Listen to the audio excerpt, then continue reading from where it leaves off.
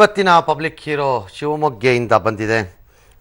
ನಗರ ಪ್ರದೇಶದಲ್ಲಿ ಬೇಸತ್ತು ಗ್ರಾಮೀಣ ಪ್ರದೇಶಕ್ಕೆ ಹೋದರೂ ಬದುಕು ಹಸನಾಗಬಹುದು ಅನ್ನೋದು. ಗ್ರಾಮೀಣ ಪ್ರದೇಶದಲ್ಲಿ ಇವತ್ತು ಬೆಳೆಗಳನ್ನು ಬೆಳೆದು ಬದುಕಲಿಕ್ಕೆ ಸಾಧ್ಯವಿಲ್ಲ ಅನ್ನೋ ಸ್ಥಿತಿಯಲ್ಲಿ ಈ ಥರದ ಬದುಕು ಕಟ್ಟಿಕೊಳ್ಳಬಹುದು ಅನ್ನೋದಕ್ಕೆ ಸಾಕ್ಷಿ ನೋಡಿ. ಶಿವಮೊಗ್ಗ ತಾಲೂಕಿನ ಕೆರೆಬೀರನಹಳ್ಳಿಯ ರವಿ ಕೃಷಿ ಕುಟುಂಬದಲ್ಲೇ ಹುಟ್ಟಿ ಬೆಳೆದವರು. ಎಸ್ಎಸ್ಎಲ್ಸಿ ನಂತರ ಶಿವಮೊಗ್ಗದ ಶೋರೂಂನಲ್ಲಿ ತಿಂಗಳಿಗೆ 5,000 ರೂಪಾಯಿಗೆ ಕೆಲಸಕ್ಕೆ ಸೇರಿದ್ರು.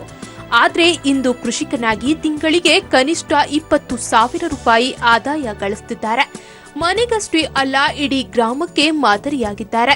ಶೋರೂಂನಲ್ಲಿ ಸಿಗುತ್ತಿದ್ದ ಸಂಬಳ ಈತನ ಓಡಾಟಕ್ಕೆ ಖಾಲಿಯಾಗ್ತಿತ್ತು.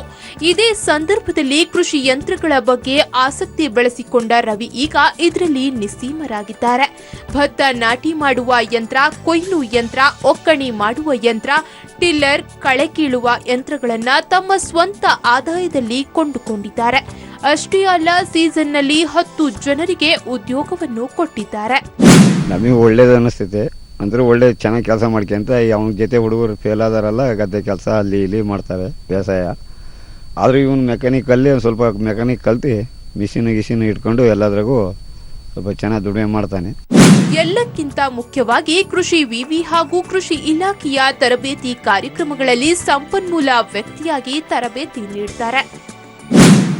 SSLC ನಂತರ ಈ ಶಿವಮೊಗ್ಗದಲ್ಲಿ ಬೈಕ್ ಸರ್ವಿಸ್ ಮಾಡಿಕೊಂಡು ಅಡ್ಡಾಡ್ಕೊಂಡಿದ್ದಂತಹ ವ್ಯಕ್ತಿ ಮತ್ತೆ ಊರಿನ ಸೆಳೆತಕ್ಕೆ ಒಳಗಾಗಿ ಈ ಕೃಷಿ ಯಾಂತ್ರೀಕರಣವನ್ನು ಮಾಡೋದರಲ್ಲಿ ಅತ್ಯುತ್ತಮ ಸಾಧನೆಯನ್ನು ಮಾಡಿದ ವ್ಯಕ್ತಿಯಾಗಿ ಹೊರಹೊಮ್ಮುತ್ತಾರೆ. ಗ್ರಾಮೀಣ ಪ್ರದೇಶಗಳಲ್ಲಿ ಇಂದು ಕಾರ್ಮಿಕರ ಕೊರತೆ ಅತಿ ದೊಡ್ಡ ಸಮಸ್ಯೆ. ಇದನ್ನ ಹೋಗಲಾಡಿಸಲು ಕೃಷಿ ಯಂತ್ರಗಳ ಉಪಯೋಗವೊಂದೇ ದಾರಿ. ಈ ದಾರಿಯಲ್ಲಿ ಸಾಗಿದ ರವಿ ಇತರರಿಗೂ ಮಾದರಿಯಾಗಿದ್ದಾರೆ. ಕ್ಯಾಮರಾಮನ್ ಸತೀಶ್ ನಾಯ್ಕ್ ಜೊತೆ Halaswamy, public TV, Shivamogga. All right, ನಮ್ಮ ಜೊತೆ ಮಾತನಾಡೋದಕ್ಕೆ ರವಿ ನಮ್ಮ ಜೊತೆ ಈಗ ನೇರ ಸಂಪರ್ಕದಲ್ಲಿ ಇದ್ದಾರೆ. ಏನು ಹೇಳ್ತಾರೆ ಅಂತ ಕೇಳಿಸ್ಕೊಳ್ಳೋಣ. ನಮಸ್ಕಾರ.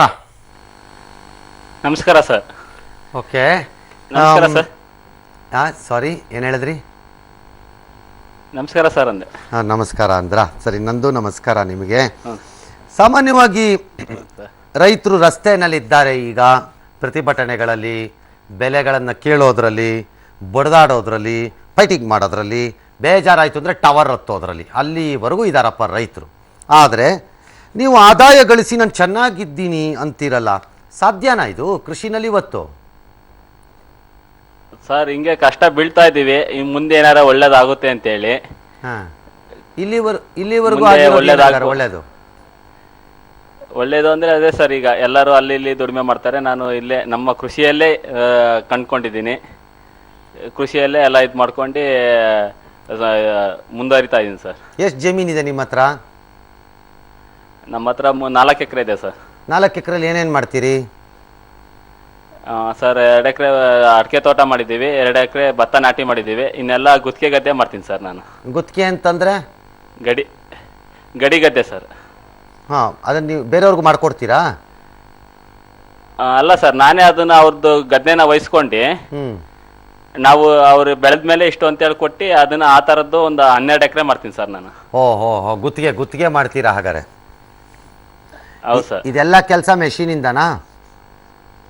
ಹಾಂ, ಎಲ್ಲ ಯಾಂತ್ರಿಕತಾನೆ ಸರ್. ಅಷ್ಟು ಎಲ್ಲ ಯಾಂತ್ರಿಕ ಆದಮೇಲೆ ನಿಮ್ಗೆ ಬೇಜಾರಾಗಲ್ವಾ? ಮೊದಲೇ ಊರಲ್ಲಿ ಜನರಿಗೆ ಕೆಲಸ ಇಲ್ಲಪ್ಪ, ಉದ್ಯೋಗ ಇಲ್ಲ ಅಂತ ಒದ್ದಾಡ್ತಿರ್ತಾರೆ. ನಾವು ಉದ್ಯೋಗ ಎಲ್ಲ ಕಿತ್ಕೊತಾ ಇದ್ದೀನಿ ಅಂತ ಬೇಜಾರಾಗಲ್ವಾ?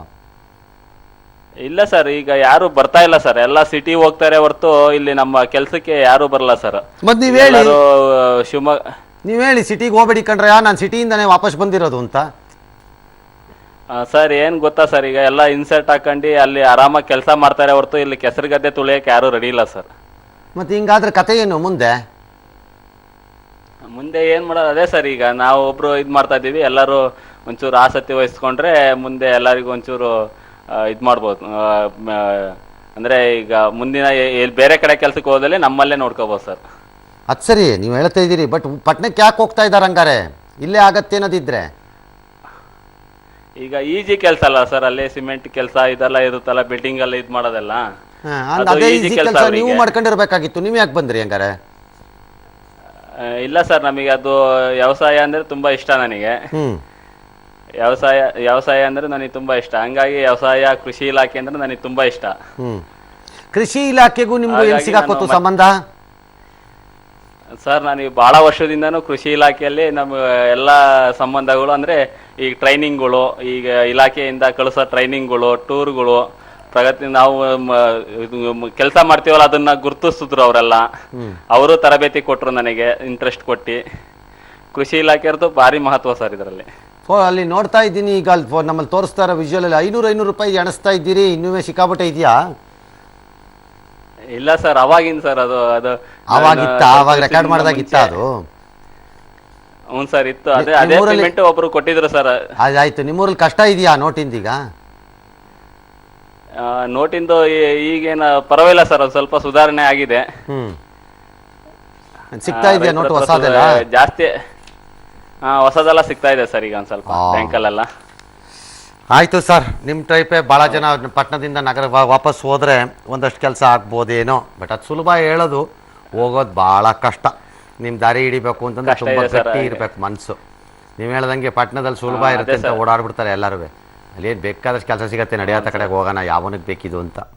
ಇಲ್ಲಿ ಬಂದಮೇಲೆ ಅನ್ಸುತ್ತೆ, ಅಯ್ಯೋ ಅಲ್ಲಿಗೆ ಹೋಗ್ಬೇಕಾಗಿತ್ತಪ್ಪ, ನಾವು ಇಲ್ಲಿ ಯಾಕೆ ಬಂದ್ವಿ ಅನ್ಸುತ್ತೆ. ಹಾಗೆ ಮನಸ್ಸುಗಳು. ಥ್ಯಾಂಕ್ ಯು ಸರ್, ನಿಮ್ಗೆ ಒಳ್ಳೆಯದಾಗಲಿ, ನಿಮ್ಮ ಕೃಷಿ ಕಾರ್ಯ ಹೀಗೆ ಮುಂದುವರಿಲಿ. ನಿನ್ನೆ ಈ ಪ್ರಶ್ನೆಗಳನ್ನು ನಾವು ತೋರಿಸ್ತಾ ಇದ್ವಿ, ಭಾರತದಲ್ಲಿ ಕಪ್ಪು ಹಣ ಇದೆ ಅಂತ ನಿಮ್ಗೆ ಅನಿಸತ್ತಾ ಅಂದರೆ ಹೌದು ಅಂತಾರೆ 98. ಆಬ್ವಿಯಸ್ಲಿ ಇಲ್ಲ ಅನ್ನಕ್ಕಾಗಲ್ಲ ಯಾರುವೆ. ಮಾರಕ ಭ್ರಷ್ಟಾಚಾರ ಇಲ್ಲ ಅಂದಿರೋ 2% ಮಹಾಮಹಿಮರನ್ನ, ಪುಣ್ಯಾತ್ಮರನ್ನ, ಅದು ಎಂತಹ ಶ್ರೇಷ್ಠ ವ್ಯಕ್ತಿಗಳಿರಬೇಕು, ಅವರನ್ನ ನಾನು ಭೇಟಿ ಮಾಡಬೇಕು ಅನಿಸ್ತಿದೆ ಸಿಕ್ಕಿದ್ರೆ. ಮೊದಲಿಗೆ ಒಂದು ಬ್ರೇಕಿಂಗ್ ನ್ಯೂಸ್ ಇದೆ, ಏನು ಅಂತ ನೋಡೋ ಬನ್ನಿ.